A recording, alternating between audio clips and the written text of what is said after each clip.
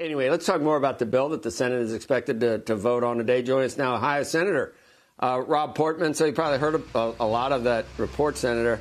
I mean, just to distill it down to the facts, I think that there's some people that would like $2.4 trillion. And then as you move down the political spectrum, I think we can get down to where you've actually got some Republicans that want zero at this point because they think the economy's doing well, the stock market's doing well. We spent a lot already. Let's just take a step back and see whether we're already, past stall speed. I wouldn't even doubt whether you've got some Republicans that want some of the money back at this point. What do you think we need to do to target exactly the groups that still need help without breaking the bank? Well, that's exactly what the legislation does. We'll vote on today. And I would say, Joe, in terms of your spectrum, it's not $2.4 trillion. Remember, the House Democrat bill is $3.4 trillion, and we've already spent about that amount. And so, yeah, there are a lot of people concerned about the deficit and the growing debt, which is now going to be the size of our economy for the first time since World War II. On the other hand, we do need targeted relief, in my view and in the view of most Republicans. Today, you'll see a vote in the Senate, which is actually going to get a majority of senators and practically every Republican, which is a targeted approach that says, OK, let's deal with the testing issue, the health care crisis, getting the vaccine moving more quickly, the antiviral medication. Let's be sure that the PPP program, which has worked well to help small businesses, can continue. Remember, it ended on August 8th. That will be restarted and made retroactive.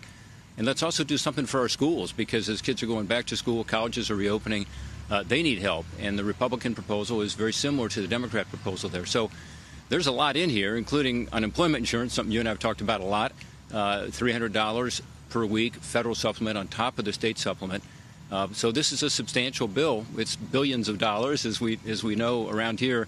A billion used to be a lot of money. Now it's less, I guess. But it's probably going to be, as Eamon said, about $500 billion. And that's a substantial bill. And I think there's a lot of common ground there. So it's a step in the right direction. And I think the most important thing about it, maybe not so much what Eamon said about members who are in swing districts or swing states being concerned, it's to get these negotiations restarted again. This hopefully will break the gridlock and get us back to the table, because we will have, as Republicans, provided the majority of the votes in the Senate for a proposal that is targeted, which is what most Americans are looking for.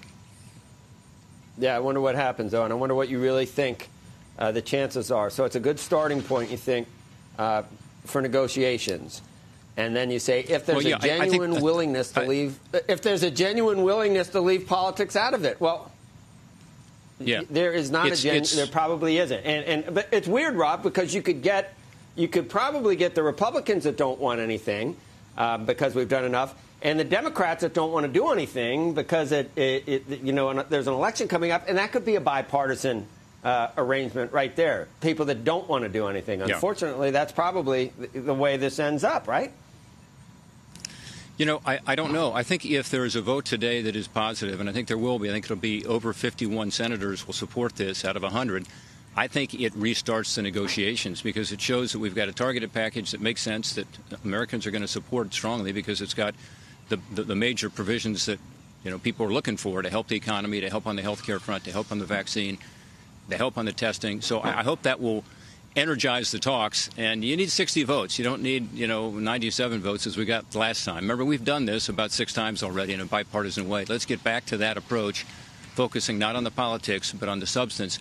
I think we can get something done. I do. I think it'll be next week or the week after until we do it. But I think that would be very helpful to try to set the stage for a spending bill that's also clean, the clean CR that Eamon talked about, and then to have people go back home and be able to campaign and talk about what we've done to actually help the American people here during a crisis. So I think it's still possible.